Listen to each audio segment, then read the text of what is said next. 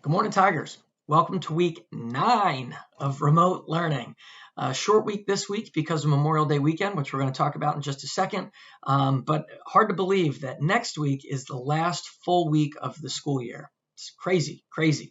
And so keep up the good work as we move forward through this short week and next week. And there's going to be a lot of information coming at you next week about the close of the school year. In the meantime, just stay focused on your classes and do your best to meet all the expectations that teachers are putting forward.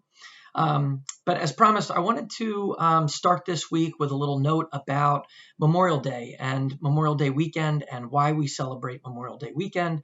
I expect that most of you know what it's all about, and that I hope that there was some manner of recognition in your families over the weekend. If that could mean reaching out to service members that you know and love and thanking them for their service, and also letting them know that you're thinking about them on Memorial Day weekend while they are reflecting on those friends and family in uniform that they have lost while serving this country. It's a somber but celebratory kind of weekend, and an important one for us to acknowledge. So if you didn't go to a military cemetery this weekend and decorate graves with American flags, or didn't send a text or a phone call to someone in uniform who it was on your mind this weekend, it's not too late. And so try to take a moment this week to do that and thank them for their service. In the meantime, I wanted to share with you a letter. It's a famous letter written by a soldier. He was a major in the Rhode Island Infantry in the Civil War. And before he went into what would be his last battle, this soldier, whose name was Sullivan Ballou, wrote a letter to his wife. And it's a really sentimental kind of message. But if you listen closely to his message and to the spirit of that message, I think you'll find that there are aspects of it that apply even to today, and what we are confronting as a nation, what our government is confronting as a nation and our world in the face of this COVID-19 pandemic. And so I thought I would share it. So bear with me here for just a minute. Sullivan Ballou's letter goes like this. My very dear Sarah, the indications are very strong that we shall move in a few days, perhaps tomorrow. Lest I should not be able to write again, I feel impelled to write a few lines that may fall under your eye when I shall be no more. I have no misgivings about or lack of confidence in the cause in which I am engaged, and my courage does not halt or falter. I know how strongly American civilization now leans on the triumph of the government, and how great a debt we owe to those who went before us through the blood and suffering of the Revolution. And I'm willing, perfectly willing, to lay down all my joys in this life to help maintain this government and to pay that debt.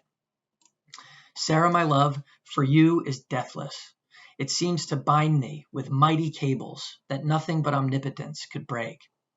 And yet my love of country comes over me like a strong wind and bears me unresistably on with all these chains to the battlefield. The memories of the blissful moments I have spent with you come creeping over me, and I feel most gratified to God and to you that I have enjoyed them for so long. And hard it is for me to give them up and burn to ashes the hopes of future years when, God willing, we might still have lived and lived together and seen our sons grow up to honorable manhood around us. I have, I know, but few and small claims upon divine providence, but something whispers to me. Perhaps it is the wafted prayer of my little Edgar that I shall return to my loved ones unharmed. If I do not, my dear Sarah, never forget how much I love you. And when my last breath escapes me on the battlefield, it will whisper your name. Forgive my many faults and many pains I have caused you, how thoughtless and foolish I have been at times. How gladly would I wash out with my tears every little spot upon your happiness. But, oh, Sarah, if the dead can come back to this earth and flit unseen around those they loved, I shall always be near you, in the gladdest days and in the darkest nights. Always, always. And if there is a soft breeze upon your cheek, it shall be my breath. As the cool air fans your throbbing temple, it shall be my spirit passing by. Sarah, do not mourn me dead. Think I am gone and wait for thee, for we shall meet again. Sullivan Ballou was killed in the battle that he promptly went off to and fought in following his writing this letter to his wife. And that was the Battle of Bull Run on July 21st, 1861. And so the courage that Major Ballou had and the dedication to a particular cause and to the government is the same as the courage of the men and women who fight in uniform today to protect and defend our freedom. And so if you have friends, family, loved ones who are in the military or are public servants or who are nurses on the front line of this coronavirus pandemic, Memorial Day weekend was a great opportunity to reach out to them, and it's not too late. And so please pick up the phone or shoot a text or write a note and tell those loved ones, thanks for your service. Other than that, sorry again to start out this week on a somber tone, but an important message, I think, following an important weekend. So have a great week, Tigers. Love you and miss you. Hope you're well. Hi, everyone. Props go to all the incredible artists who participated in the Art of Country Day, who've been working with me all year long, who were able, under limited circumstances, to send in some outstanding artwork over the last few weeks. My inbox continues to get incredible artwork from you guys. I know it was difficult, but you really, really, really pulled through, and thank you. Happy birthday to Wallace DeVere on Saturday and Calder Truesdale on Sunday. I don't know, but I've been told someone here is growing old. Here's to you, birthday friends. Wiggle and wave until the end. One more year around the sun. Hope your birthday's lots of fun. Oh yeah, happy day. How old are you today? Good morning again, friends. Happy Tuesday. Yesterday was Memorial Day, originally called Decoration Day. This holiday has been celebrated since the Civil War as a way to remember the servicemen and women who died in U.S. conflict throughout the history of the United States. Since 1970, it has always been celebrated on the last Monday of May. Today, Tuesday, May 26th, get your flows bouncing and celebrate World Lindy Hop Day. Popularized in the late 1920s, this energetic swing dance got its name from Charles Lindbergh's first solo nonstop hop across the Atlantic from Long Island to Paris in 1927. Wednesday is Sunscreen Day. It's going to be 75 degrees with some decent sun in Greenwich, so remember to apply and reapply. Thursday is Hamburger Day. And Friday is both End of the Middle Ages Day, huzzah, and Put a Pillow on Your Fridge Day. So I guess don't forget to put a pillow on your fridge. Have an amazing week, Tigers.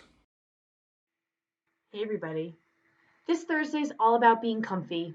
So we're going to have another pajama day because I'm sure you've been dressed to the nines for the last 8 weeks. It's time to change it up. So wear some sweatpants, wear a robe, have a large stuffed animal. Just make sure you're comfy. You know, you guys deserve it. But make sure you're still focused because we've got 2 more weeks left of school. You can do it! I'll see you on Thursday. Have a great week and just stay comfy. Love you all. All right, Country Day, I'm here to announce the finalists for the final middle school trivia, the famous world leaders. In third place, Mr. Jack Miller, again on the leaderboard or on the podium this week at 68,300 points. In second place, we have JP Kokot, who has 69,500 points. And in first place for the final time here is Luke Dixon, 71,400 points. So congratulations to you and the 62 others who played.